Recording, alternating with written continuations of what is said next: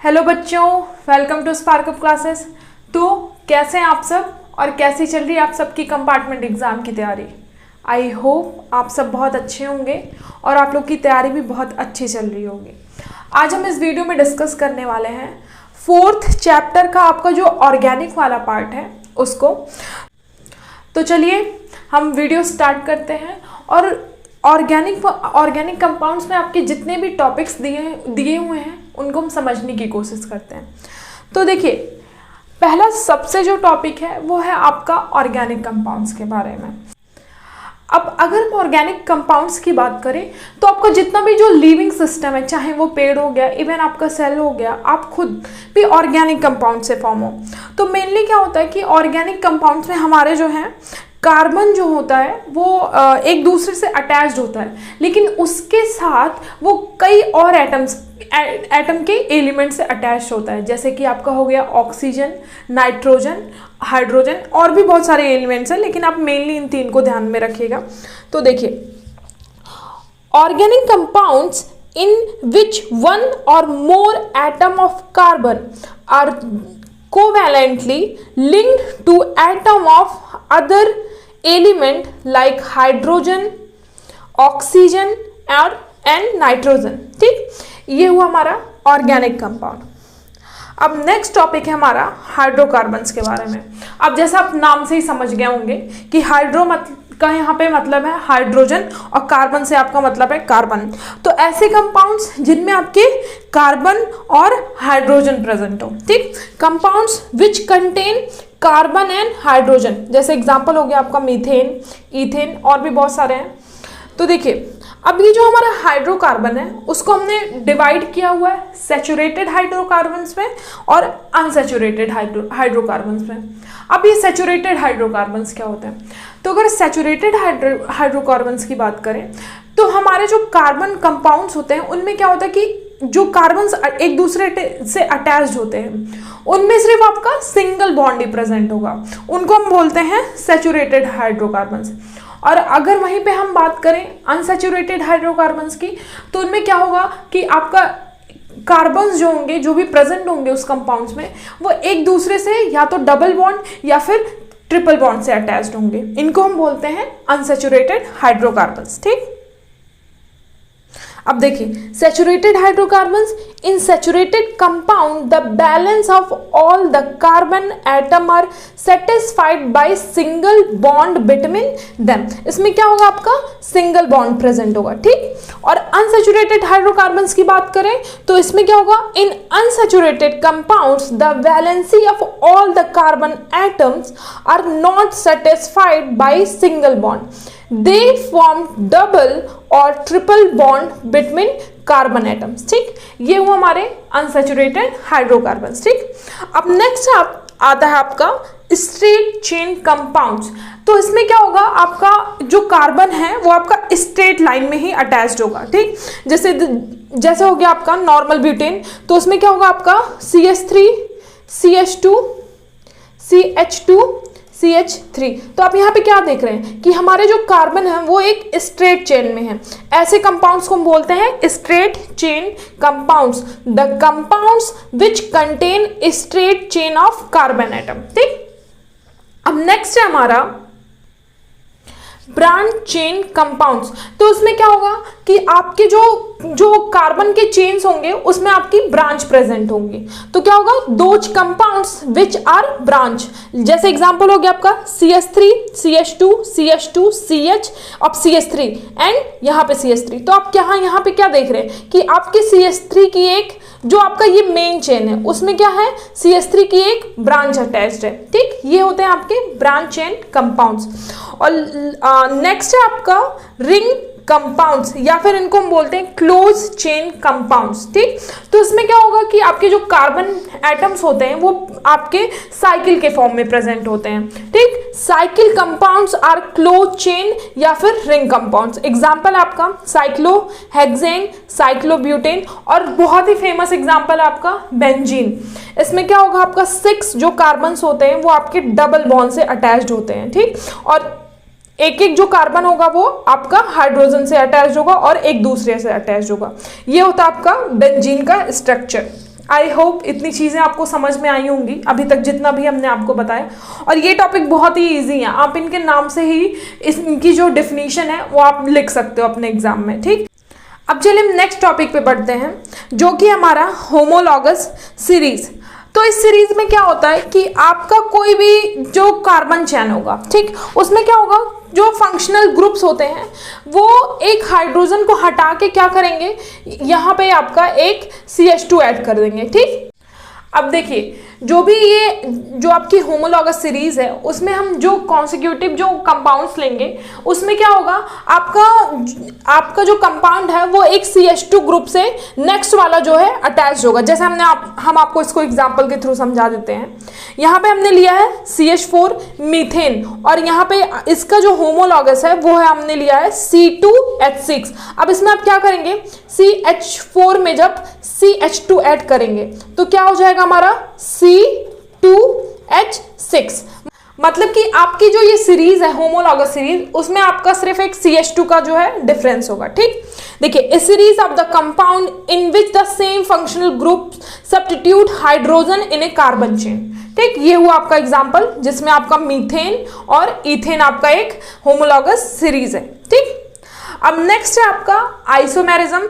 अब आइसोमेरिज्म क्या होते हैं, तो आइसोमेरिज्म की बात करें तो कंपाउंड्स क्या करते हैं, ऐसे कंपाउंड्स जो कि जिनका जो है मॉलिक्यूलर फॉर्मूला तो सेम होगा लेकिन ये अपने स्ट्रक्चरल फॉर्मूला में डिफरेंट होंगे। ठीक, अब देखिए compounds that are represented by the same molecular formula but different structural formula, इसमें क्या होगा कि आपका मॉलिक्यूलर फॉर्मूला तो सेम होगा लेकिन स्ट्रक्चरल जो फॉर्मूला होगा कंपाउंड का वो अलग होगा। यहाँ पे हमने एग्जांपल लिया आपका ब्यूटेन का। अब देखिए ब्यूटेन को हम इस तरह से एक तो एक स्ट्रेट चेन में लिख सकते हैं और दूसरा जो है आपका ब्रांच फॉर्म में लिख सकते हैं। तो ये जो दोनों जो हैं आपके हुए आइसोमर्स। ठीक, आइसोमर्स ऑफ ब्यूटेन। ठीक, आई होप इतनी चीजें आपको समझ में आई होंगी। अब नेक्स्ट जो टॉपिक है वो है हमारा IUPAC नेम के बारे में। अब देखिए अगर हम IUPAC नेम की बात करें तो मेनली आपको 6 कंपाउंड्स के इसमें जो है IUPAC नेम जो है पढ़ने हैं। पहले हम बात करते हैं IUPAC नेम के बारे में। अब देखिए ये जो IUPAC नेम है आपका वो 3 पार्ट जो है कंसिस्ट करता है। पहला तो होता है आपका प्रीफिक्स, सेकंड होता है रूट वर्ड्स और थर्ड होता है आपका सफिक्स। पहले हम बात करते हैं रूट वर्ड्स के। तो रूट वर्ड्स होता है आपका जो आपकी कार्बन की चेन होती है उसको हम बोलते हैं रूट वर्ड्स। अब प्रीफिक्स और सफिक्स ये मेनली होते हैं आपके फंक्शनल ग्रुप। अगर आपका फंक्शनल ग्रुप का जो नेम है वो आगे आता है ना, आगे अटैच्ड होता है तो उसको हम बोलते हैं प्रीफिक्स, और अगर बाद में अटैच्ड होता है रूट वर्ड्स के तो उसको हम बोलते हैं सफिक्स।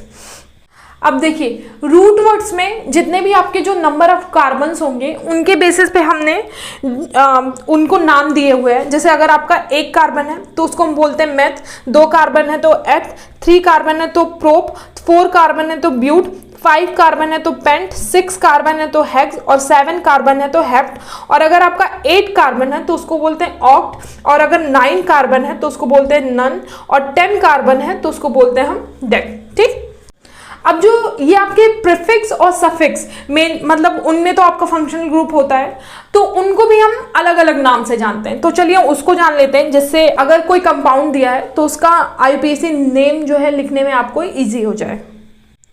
तो देखिए पहला जो हमारा फंक्शनल ग्रुप है वो है हमारा हैलोजन का।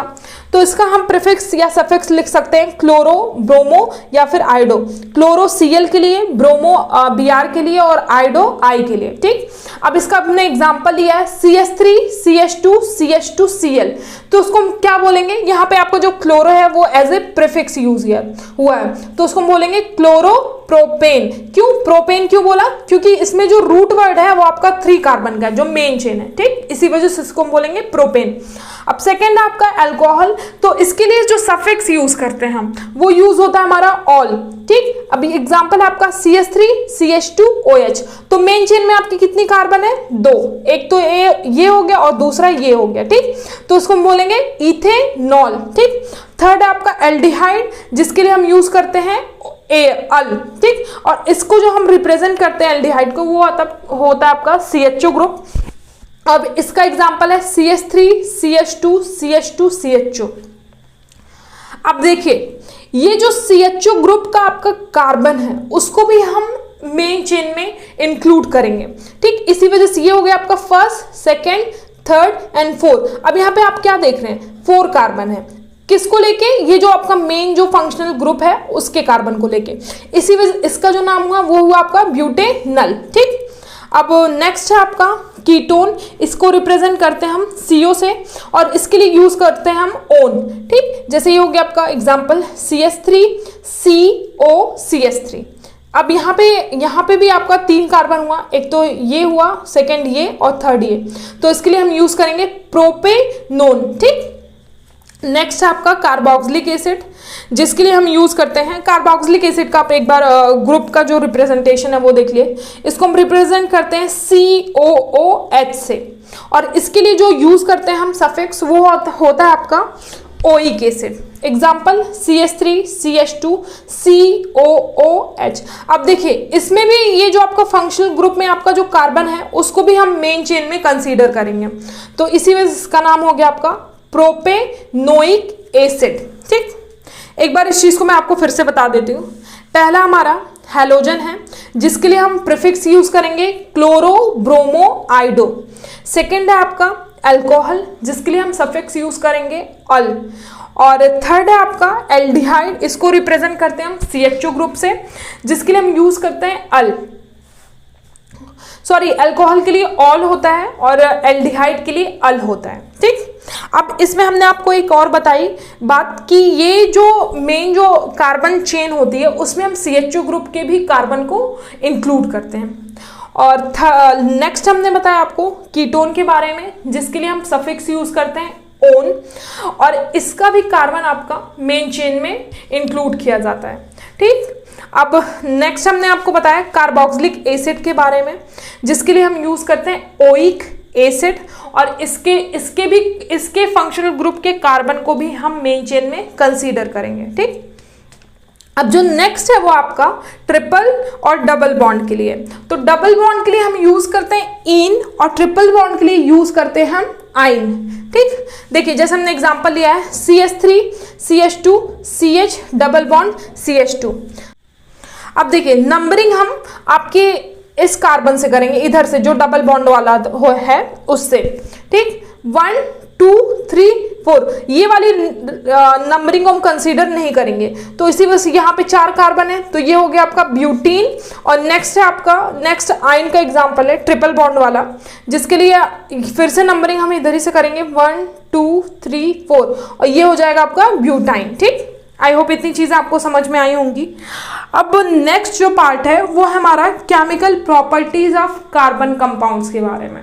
तो मेनली आपके इसमें 4 जो है रिएक्शन दी हुई है। एक तो है कंबस्शन, सेकेंड है आपका ऑक्सीडेशन, थर्ड है आपका एडिशन, और फोर्थ है आपका सब्स्टिट्यूशन रिएक्शन। तो चलिए एक एक करके हम इसको डिस्कस करते हैं। पहला आपका कंबस्शन का रिएक्शन। तो मेनली कंबस्शन में क्या होता है कि किसी भी ऑर्गेनिक कंपाउंड को जब हम ऑक्सीजन की प्रेजेंस में जलाते हैं या फिर हीट करते हैं तो हमें क्या मिलता है, CO2 plus water plus heat, ठीक। ये हुआ आपका केमिकल कंबस्शन का रिएक्शन। कंबस्शन में हमने क्या बताया कि जब कोई भी ऑर्गेनिक कंपाउंड की रिएक्शन हम ऑक्सीजन से करेंगे तो हमें मेनली क्या मिलेगा, CO2 plus water plus heat. यहाँ पे एग्जांपल हमने मीथेन का लिया है। जब हमने मीथेन को जो है ऑक्सीजन की प्रेजेंस में जलाया हुआ है तो हमें मिला है CO2 plus H2O plus heat. अब सेकेंड है ऑक्सीडेशन। ऑक्सीडेशन हमने आपको फर्स्ट चैप्टर में बता रखा है कि क्या होता है, तो आप वहाँ से एक बार, अभी तक अगर आपको नहीं पता है तो आप वहाँ से उस वीडियो को कंसीडर कर लीजिएगा, उसका लिंक आपको डिस्क्रिप्शन बॉक्स में मिल जाएगा। तो देखिए ऑक्सीजन का हमने डायरेक्ट एग्जांपल ले लिया है। यहाँ पे हमने क्या किया है, CH3 CH2OH अल्कोहल की रिएक्शन कराई है in the presence of alkaline KMnO4 या फिर एसिडिफाइड K2Cr2O7। तो इसमें क्या होगा, ये आपकी एक ऑक्सीडेशन रिएक्शन है। इसमें क्या होगा, एक ऑक्सीजन जो है आपका आके अटैच हो जाएगा और यहाँ से हाइड्रोजन जो है, ये दोनों हाइड्रोजन है, वो हट जाएंगे। ठीक, तो हमें प्रोडक्ट क्या मिलेगा, CH3COOH। ठीक, अब नेक्स्ट है आपका एडिशन का रिएक्शन। अब अगर एडिशन रिएक्शन की बात करें तो ये आपका होता है सिर्फ जितने भी अनसैचुरेटेड कंपाउंड्स होते हैं उनके लिए। इसमें हम मेनली कोई भी जो एलिमेंट होगा उसको अटैच कर देंगे। जैसे एग्जांपल हमने लिया है C डबल बॉन्ड C, यहाँ पे दोनों कार्बन से आपका अटैच्ड है R, कोई भी ग्रुप है अटैच्ड, और इन दोनों कार्बन के बीच में आपका डबल बॉन्ड है। अब जब हमने इसकी रिएक्शन कराई है किससे, कोई भी आपका मेटल ले लीजिए, यहाँ पे निकल ले लीजिए, जिससे जो ये रिएक्शन की स्पीड है वो तेज हो जाती है, और इसकी रिएक्शन हमने कराई है H2 से, तो क्या होगा कि ये जो हाइड्रोजन है वो आपके इस कार्बन से अटैच हो जाएगा और एक इस कार्बन से अटैच हो जाएगा, और हमें फाइनल प्रोडक्ट मिलेगा RCRH, सिंगल बॉन्ड CRRH। ठीक, ये होता है आपका एडिशन का रिएक्शन। अब सब्स्टिट्यूशन रिएक्शन में क्या होगा कि आपका कोई भी एक जो है एलिमेंट हटेगा और दूसरा जो है आके वहां पे अटैच हो जाएगा। जैसे एग्जांपल के तौर पे CH4 मीथेन की हमने क्लोरीन से रिएक्शन कराई है in the presence of sunlight. ये HNU का मतलब है कि in the presence of sunlight, तो हमें क्या मिलेगा CH3Cl प्लस HCl। अब क्या होगा कि आपका एक जो यहाँ से हाइड्रोजन है वो हट जाएगा और इस क्लोरीन के एक Cl से अटैच होके HCl का फॉर्मेशन करेगा, और ये जो क्लोरीन यहाँ से एक बचा है वो आके यहाँ पे अटैच हो जाएगा। ठीक, ये हुई हमारी सब्स्टिट्यूशन रिएक्शन। अब नेक्स्ट टॉपिक में आपके कुछ कार्बन के कंपाउंड्स दिए हुए हैं जिनको आपको पढ़ना है। मेनली आपके दो कंपाउंड्स हैं, एक तो इथेनॉल है और सेकेंड है आपका इथेनॉइक एसिड। ठीक, अब अगर हम इथेनॉल की बात करें तो ये इसके कुछ प्रॉपर्टीज़ हैं।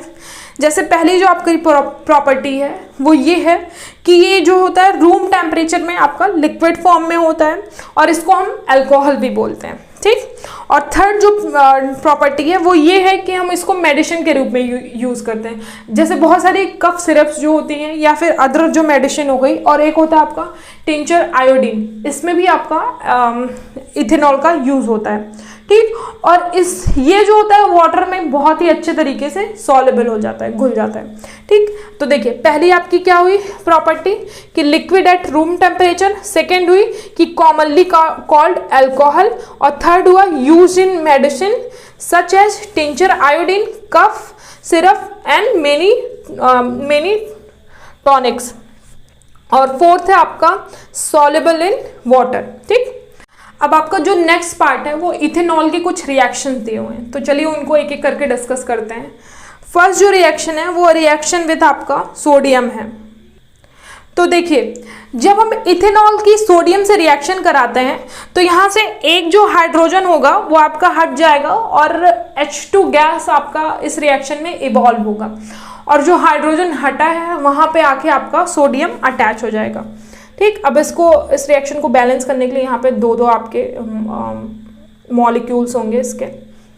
तो देखिए क्या हुआ, CH3CH2OH 2 मोल्स हमने इसके लिए हैं। जब इसकी रिएक्शन हमने कराई है सोडियम से तो क्या हुआ कि आपका एक यहाँ से हाइड्रोजन हट गया और इसने ये इवॉल्व हुआ आपका H2 गैस के फॉर्म में, और ये आपका फॉर्म क्या करेगा, ये पूरा कंपाउंड जो है वो फॉर्म करेगा सोडियम के साथ अटैच होके सोडियम इथॉक्साइड। ठीक, अब नेक्स्ट रिएक्शन है आपकी reaction with concentrate H2SO4।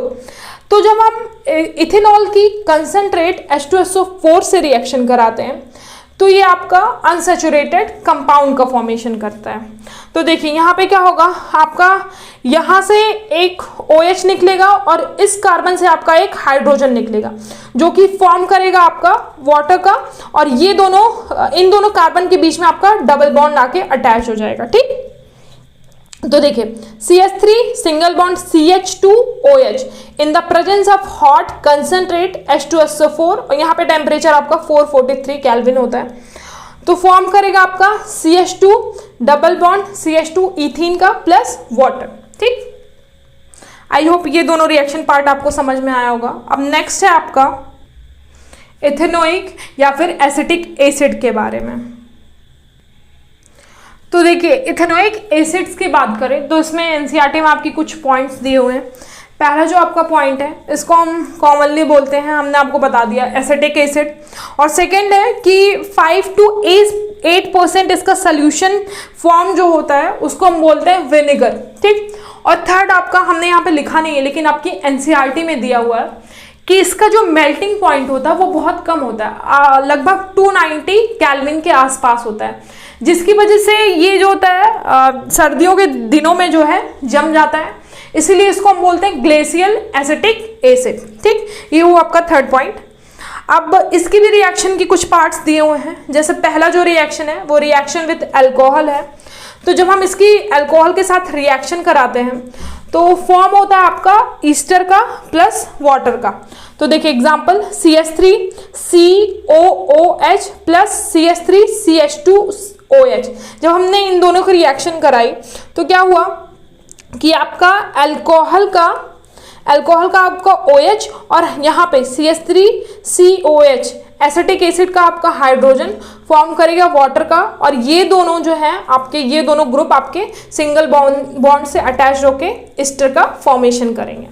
CH3C double bond O CH2 CH3 plus water. अब देखिए आपकी एनसीईआरटी में ईस्टर की जो है रिएक्शन कराई है उन्होंने NaOH के साथ। तो जब हम ईस्टर की NaOH के साथ रिएक्शन कराते हैं तो हमें अल्कोहल मिलता है plus sodium salt of acetic acid. तो देखिए जब हमने यहाँ पे इसकी रिएक्शन कराई CH3COO C2H5 की NaOH के साथ तो हमें मिला C2H5OH प्लस CH3COONA, ठीक। अब सेकेंड रिएक्शन है आपकी एथेनोइक एसिड की बेस के साथ। तो देखिए यहाँ पे जब हमने CH3COH एथेनोइक एसिड की NaOH से रिएक्शन कराई है तो हमें sodium salt of ethanoic acid मिला है प्लस वाटर।